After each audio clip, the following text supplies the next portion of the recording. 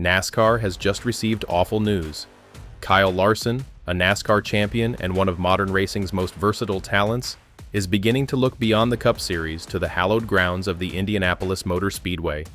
Larson is returning to Indianapolis after a stunning debut in 2024, and the consequences are far more than just a one-time performance.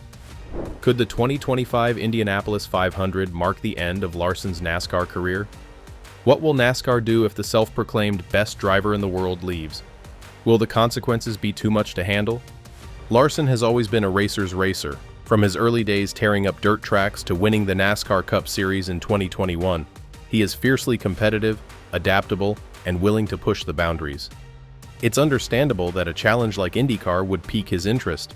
What's more surprising is how serious he's become about open-wheel racing, especially while NASCAR is still in full swing. In my head, yeah, I'm going into this thinking it's at last for the time being, in the near future, the final Indy 500, Larson told reporters. But I am still young. Maybe someday, when I'm not full-time Cup and I can really devote all my mind to Indy, I'd like to do it again.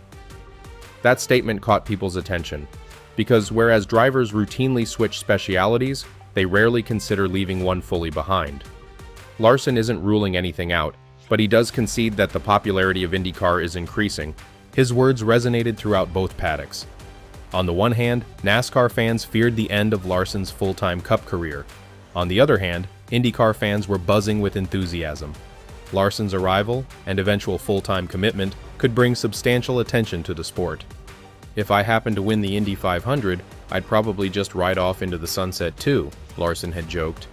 It's not just ambition, it's a passion. The majesty of the Indianapolis 500, the traditions, the speed, the history, has made an impression on Larson that few other races can match. This is such a cool event.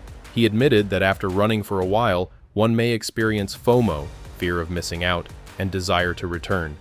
His return to the Speedway this year has been marked by the intensity and preparation that only a driver of Larson's caliber would invest. Nonetheless, the road has not been without challenges. Larson experienced his first major setback during Thursday's practice, colliding with the wall due to understeer in Turn 1 during a simulated qualifying lap. Just a bunch of understeer through Turn 1 and ran out of space off of Turn 1, Larson told reporters. Honestly though, I'm happy to crash my first IndyCar and live through it. The response was lighthearted, but the gravity was obvious. He was testing the limits, and the limitations pushed back. Larson walked away unscathed, but the incident served as a learning experience. I think when you're going faster, it really stood out. So yeah, just a bummer, but also encouraging. Despite the collision, he had previously had a successful test day on Wednesday, clocking 67 laps and finished 11th on the timesheets. Engineers and other drivers complimented his speed and agility. That was a big statement. Larson is more than just a Cup driver trying an open wheel. He is a legitimate threat. The gravity of what he is trying cannot be overstated. Running the Indy 500 and NASCAR's Coca-Cola 600 on the same day, known as the Double, is a feat accomplished by just a few drivers, most notably Tony Stewart. Larson seeks a special position in history. But is that pursuit just the start of a greater shift? Insiders have speculated that his growing attention to IndyCar may imply long-term aspirations. Larson thrives on new obstacles, such as hybrid steering controls, balancing differences, or intense discipline. NASCAR's massive stock cars are much different from the subtlety and precision required in an IndyCar, but Larson sees it as evolution. It was good to go through ROP, Rookie Orientation Program, Larson noted. It feels a little different handling-wise because of the hybrid and the weight of that. It feels different, not the same balance I felt last year. It is apparent that he is thinking beyond simply creating the field. He wants to compete, win, and make his imprint. This shows that the thinking is altering. For the time being, NASCAR is his home. However, there is a hint of restlessness, as if anticipating a new legacy. In the 2024 Indy 500, he started 5th and finished 18th, with a late race speeding penalty delaying a top 10 finish. Nonetheless, he received Rookie of the Year honors and the admiration of longtime Indianapolis fans. Now he wants more. Larson's Cup Series team, Hendrick Motorsports, is having contradictory emotions during this trip. On the one hand, Larson's increased visibility helps their brand. On the other hand, balancing his schedule and potential injuries is a constant challenge. Arrow McLaren, his IndyCar partner, is fully involved. They see Larson as a star who can help bridge the gap between NASCAR and IndyCar fan bases, a one-of-a-kind crossover figure capable of bringing mutual respect and attention to both series. Then, there are the fans. NASCAR fans are holding their breath, fearing a gradual departure. Some praise his ambition, others advise him to remain focused on Cup. But Larson, as always, is on his own path. His statements reflect a man stranded between two worlds, curious about what lies beyond the boundary. Maybe someday, when I'm not full-time Cup and I can really devote all my mind to Indy, I'd like to do it again, the driver said. What does this mean for 2026 and 2027? Will he scale back his NASCAR commitments? Will he switch series entirely? Will he be able to bridge the gap between these two realities? What is clear is that Kyle Larson is not just experimenting. He's seriously considering what life will be like after NASCAR, and IndyCar, with its pure speed and historical significance, appears to be the future. May's results may influence his next steps. A victory in the 2025 Indianapolis 500 would be career-defining. And, as Larson himself noted, it may be the appropriate send-off. Everyone is currently focusing on Indianapolis, but make no mistake, Kyle Larson's racing story is shifting gears, and the next chapter might open with the words, "Gentlemen, start your engines." While Larson's IndyCar career is still in its early stages, his decision has already had an influence on the NASCAR paddock.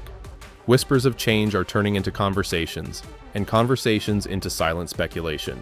What if Kyle Larson, NASCAR's most electrifying driver, walked away? Many fans and industry insiders consider the concept almost sacrilegious. Larson, after all, is more than simply a Cup Series champion. He's a generational talent, recalling the days when racers raced anything, anywhere, and at any time. Dirt cars on Friday, Cup cars on Sunday, and then Indy cars in May. But what happens when one of these disciplines begins to demand more of his soul than the rest? Larson views the Indianapolis 500 as more than a race. It's a cathedral of speed, an almost mystical event that has ignited a new flame inside him. He has stated it before, there is something magnetic about it. Once inside, it's tough to exit. That gravitational attraction should not be disregarded. This is particularly true for racers who are always looking for new challenges. But a full-time IndyCar switch? It's not as far-fetched as it first appeared. Consider this, Larson is 31 years old, a Cup winner, and has nothing left to prove in stock cars. His legacy in NASCAR is secure. He might quit tomorrow and still be regarded as one of the greatest natural talents to ever operate a steering wheel. However, legacy is not synonymous with fulfillment. Then there's the temptation to be the bridge. Nobody in recent memory has been able to truly integrate NASCAR and IndyCar like Larson. Tony Stewart dabbled. Kurt Busch dipped his toe. What about Larson? He has the talent, charisma, and audience to blur the lines in ways that change the landscape. What if Kyle Larson could have the same global impact on IndyCar that Michael Jordan did for the NBA? What if his appearance in the 500 is just the start of something bigger? From the outside, it appears that Hendrick Motorsports is still fully committed to Larson, but how long can they keep his heart in the Cup when Indianapolis opens up a new frontier? When the world's finest drivers meet in May, does he feel like a regular rather than a guest? It may not happen in 2025, but the seeds have been planted. The urge is real, and like with most things in racing, momentum is important. Fans should cherish every NASCAR lap Larson does this season. Because of the future, it could simply be a lot more open wheel and far fewer stock vehicles.